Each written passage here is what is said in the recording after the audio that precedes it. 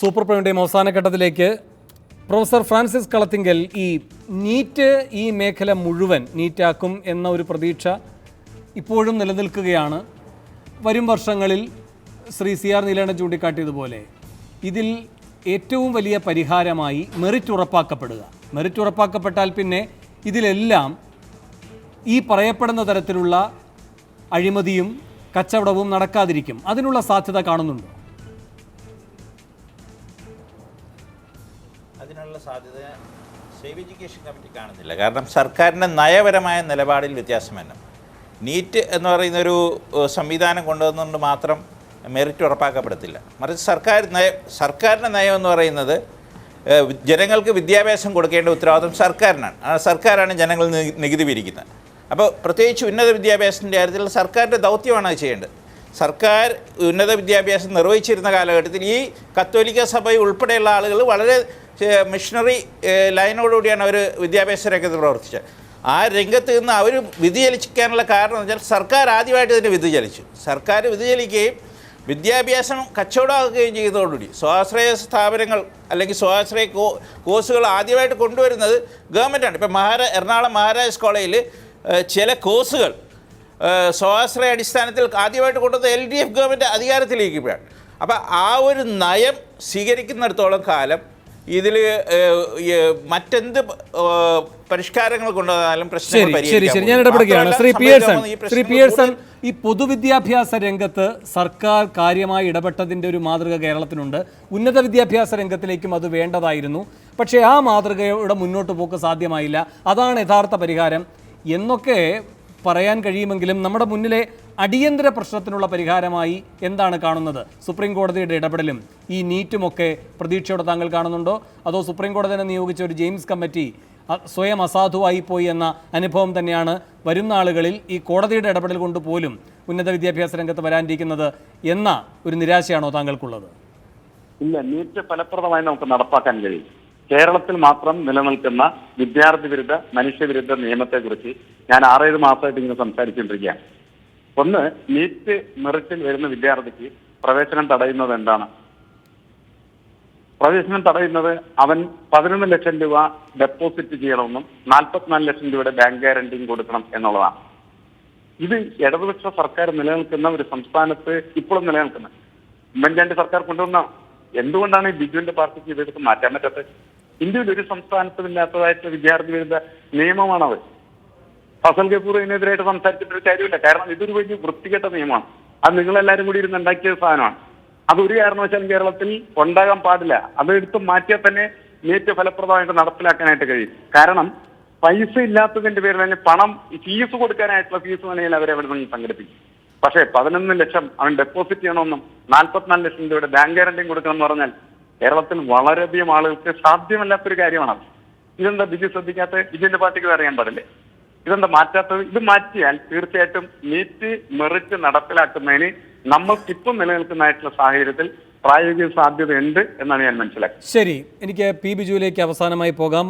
അതിനു മുമ്പായി father Jimmy Poochakkatt, ഇവിടെ ഈ വിഷയത്തിൽ സഭ ഇപ്പോൾ നേരത്തെ ബിജുവൊക്കെ ചൂണ്ടിക്കാട്ടി ഇടയലേഖനങ്ങളുടെ ഒരു സ്വഭാവത്തെ വിമർശനാത്മകമായി ബിജു ചൂണ്ടിക്കാട്ടുകയുണ്ടായി. ഈ പുതിയ സംഭവങ്ങൾ പാമ്പാടി കോളേജ് അടക്കമുള്ള സ്ഥലങ്ങളിൽ സംഭവിക്കുന്ന ഘട്ടത്തിൽ തലശ്ശേരിയിലെ സഭയുമായി ബന്ധമുള്ള കോളേജിലും ചില പ്രശ്നങ്ങൾ ഉണ്ടാകുന്നു. ചില ഫൈനിൻ്റെ കാര്യങ്ങളൊക്കെ പുറത്തു വരുന്നു. മനസ്സിലാക്കാൻ കഴിയുന്നത് ബിഷപ്പ് ജോർജ് ഞെരളക്കാട്ട് ഒരു ഇടയലേഖനം എഴുതിയെന്നാണ്. കുഞ്ഞാടുകൾ ഇത് ശക്തമായി പ്രതിരോധിക്കാൻ രംഗത്തിറങ്ങണം എന്ന് പറഞ്ഞുകൊണ്ട്. അപ്പോൾ ദുഷ്പ്രവണതയെന്ന് പൊതുവിൽ നാട്ടിൽ എല്ലാവരും കരുതുന്ന വിദ്യാർത്ഥികൾ കൊലയ്ക്ക് കൊടുക്കപ്പെടുന്ന ഒരു അന്തരീക്ഷം സജീവമായി ചർച്ച ചെയ്യപ്പെടുമ്പോൾ പോലും ഈ രൂപത്തിൽ ഇടയലേഖനം ഇറക്കുന്ന ഒരു പ്രവണത ശരിയാണോ? ഇനി ആ കോളേജിൻ്റെ ഒരു പ്രത്യേക സ്വഭാവം കൊണ്ടാണ് ആ ഇടയലേഖനം ഇറങ്ങിയതെങ്കിൽ ഇവിടെ ഇപ്പോൾ ഈ ചർച്ചയിൽ ഉയർന്നു വന്നല്ലോ ടോംസ് കോളേജൊക്കെ, അതിനെയൊക്കെ തെറ്റായ രീതികളാണ് എന്ന് വിമർശിക്കുന്ന ഒരു ഇടയലേഖനത്തിലേക്ക് കൂടി മാതൃകാപരമായി നിങ്ങൾ പോകുമോ? തീർച്ചയായിട്ടും എനിക്കതിനെപ്പറ്റിയാണ്. ഞാനിവിടെ നടന്ന ചർച്ചകളൊക്കെ ശരിക്കും കേൾക്കുമായിരുന്നു. കാരണം ഓരോ രീതിയിലും ഉള്ള വിലയിരുത്തലുകൾ നമ്മളിവിടെ വരുത്തുകയാണ്. എനിക്കിന്ന് മുഖ്യമന്ത്രി പറഞ്ഞതിൻ്റെ വെളിച്ചത്തിൽ നിന്നുകൊണ്ട് തന്നെ ഞാൻ പറയുകയാണ്. അതായത് മുഖ്യമന്ത്രി ഒരു സമ്മേളനത്തിൽ വന്നു നിന്ന് പ്രസംഗിക്കുകയാണ്. ഇതുപോലുള്ള കാര്യങ്ങൾ ഇങ്ങനെയാണ്. അതിനെപ്പറ്റി നമ്മൾ വിശകലനം ചെയ്തല്ലോ, ഞാനത് ആവർത്തിക്കുന്നില്ല. ഞാൻ ചിന്തിക്കുന്നത് അത് ഒരു ശ്രീ പിണറായി വിജയൻ എന്ന ഒരു രാഷ്ട്രീയക്കാരൻ്റെ പ്രഖ്യാപനത്തെക്കാൾ ഉപരി കേരളത്തിൻ്റെ ബഹുമാന്യനായ മുഖ്യമന്ത്രിയുടെ പ്രഖ്യാപനമാണെങ്കിൽ തീർച്ചയായിട്ടും അതിന് അദ്ദേഹത്തിൻ്റെ പിന്നിലുള്ള വിജിലൻസ്, ക്രൈംബ്രാഞ്ച് സംവിധാനങ്ങളിലൂടെയല്ല ഇവിടെ പലരും സൂചിപ്പിച്ചതുപോലെ മുന്നോട്ട് പോകാവുന്നതാണ്. അവിടെ പിയേഴ്സണൊക്കെ സൂചിപ്പിച്ച അതാണ്, അങ്ങോട്ട് പോകാവുന്നതാണ്. ബഹുമാന്യനായ CR പറഞ്ഞു അങ്ങനെ ഉണ്ടെങ്കിൽ നമുക്ക് നടപടിയെടുക്കാനായിട്ട് പോകും. ഇപ്പോൾ അങ്ങ് ചോദിച്ച ചോദ്യത്തിന് മറുപടിയായിട്ട് എനിക്ക് പറയാനുള്ളത് അത് തന്നെയാണ്. പല സ്ഥലങ്ങളിൽ നിന്നും ഇതിനെപ്പറ്റിയുള്ള അഭിപ്രായങ്ങൾ കടന്നു വരികയാണ്. ഒരുപക്ഷെ ഇപ്പം അവിടെ അവർ ഈ പറഞ്ഞ സർക്കുലറിൻ്റെ രൂപത്തിലാകാം, മറ്റു പലരും കാര്യങ്ങൾ ചെയ്തു എന്നുള്ളതിൻ്റെ രൂപത്തിലാകാം. കൃത്യമായ ഒരു അന്വേഷണം നടക്കുകയും എന്തെങ്കിലുമൊക്കെ പ്രശ്നങ്ങൾ ഏതിനെ പറ്റിയാ ബിഷപ്പ് ജോർജ് ഞരളക്കാട്ടിന്റെ ഇടയലേഖനത്തെ പറ്റി കൂടി ഒന്ന് പറയാമോ? ഇടയലേഖനം അതാണ് ഞാൻ സർക്കുലർ എന്ന് ഉദ്ദേശിച്ചത് അത് തന്നെയാണ്. അപ്പൊ അവിടെ ആ അഭിപ്രായങ്ങളും മറുഭാഗത്ത് നിന്ന് വരുന്ന മറ്റ് അഭിപ്രായങ്ങളും എല്ലാം എടുത്തുകൊണ്ട് ഇപ്പൊ ഇവിടെ പലരും ഇതിനെപ്പറ്റി പറയുമ്പോൾ നമ്മുടെ ന്യൂനപക്ഷത്തിന്റെ ഒരു ഭരണഘടന പറയുന്നത് എന്താണ്, ജനാധിപത്യ സംവിധാനത്തിൽ നിന്നുകൊണ്ട് നമ്മൾ പാലിക്കേണ്ടത് എന്താണ്, ഇതെല്ലാം കൂടി കൂടുന്നതാണ് ഒരു സംവിധാനം എന്ന് പറയുന്നത്. അപ്പം ചിലർ ഇതിനെപ്പറ്റി സംസാരിക്കുമ്പോൾ ഒരു ജനാധിപത്യ സംവിധാനത്തെ പറ്റി മാത്രം പറയുന്നു, ചിലർ പറയുമ്പോൾ ഒരു ഗവൺമെന്റിനെ പറ്റി മാത്രം പറയുന്നു, ചിലർ പറയുമ്പോൾ ഒരു കോടതിയെ പറ്റി മാത്രം പറയുന്നു. എല്ലാ സംവിധാനങ്ങളെയും ഉൾക്കൊള്ളിച്ചുകൊണ്ട്, അതുകൊണ്ടാണ് ഞാൻ പറഞ്ഞത്, അങ്ങ് ചോദിച്ച ചോദ്യത്തിന്റെ വെളിച്ചത്തിൽ ഞാൻ പറയുകയാണ്, ഒരു അന്വേഷണത്തിന്റെ വെളിച്ചത്തിൽ എന്ത് വന്നാലും ഇന്ന് ആലഞ്ചേരി പിതാവും അത് തന്നെയാണ് പറഞ്ഞിട്ടുള്ളത്.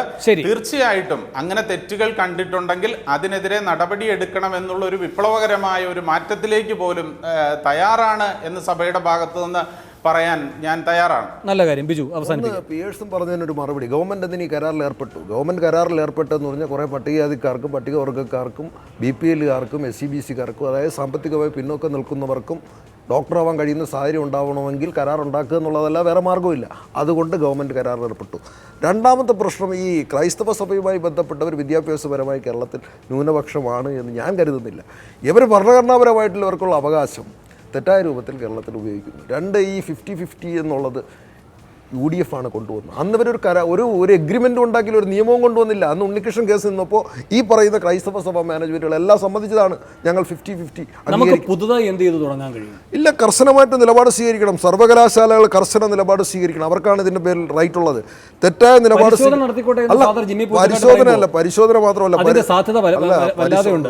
സാധ്യതയൊക്കെ ഉണ്ട്. പരിശോധന നടത്തി അഫിലിയേഷൻ ക്യാൻസൽ ചെയ്യുക, ആ കുട്ടികളെ പഠിപ്പിക്കുക. പലപ്പോഴും ഈ കുട്ടികളെ അദ്ദേഹം ക്രൈംബ്രാഞ്ചിന്റെ വിജിലൻസിനെയും ചൂണ്ടിക്കാട്ടിയാണ് വിജിലൻസിന്റെ പ്രശ്നം പറഞ്ഞത് സാമ്പത്തികമായിട്ടുള്ള ആക്ഷേപം. ഞാൻ ചോദിക്കുന്നത്, ഇപ്പോൾ ഒരു CSI സഭയുടെ ഈ പറയുന്ന രേഖകൾ, അവരുടെ കീഴിലെ കോളേജിലെ രേഖകൾ പിടിക്കാൻ ക്രൈംബ്രാഞ്ചോ വിജിലൻസോ പോയാൽ ഫാദർ ജിമ്മി പൂച്ചക്കാട്ട് ഈ രൂപത്തിൽ പ്രതികരിക്കുമോ?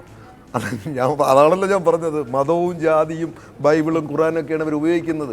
അതിനെതിരെ വിശ്വാസികൾ തന്നെ രംഗത്തിറങ്ങണം. ഈ തെറ്റായ നിലപാട് തിരുത്തണം എന്ന് പറഞ്ഞുകൊണ്ട് അവർ തന്നെ രംഗത്തിറങ്ങുമ്പോൾ ഇവർ അതിൽ നിന്ന് പിന്മാറേണ്ടി വരും. അതോടൊപ്പം ഗവൺമെൻറ് ഉത്തരവാദിത്വം നിർവഹിക്കണം.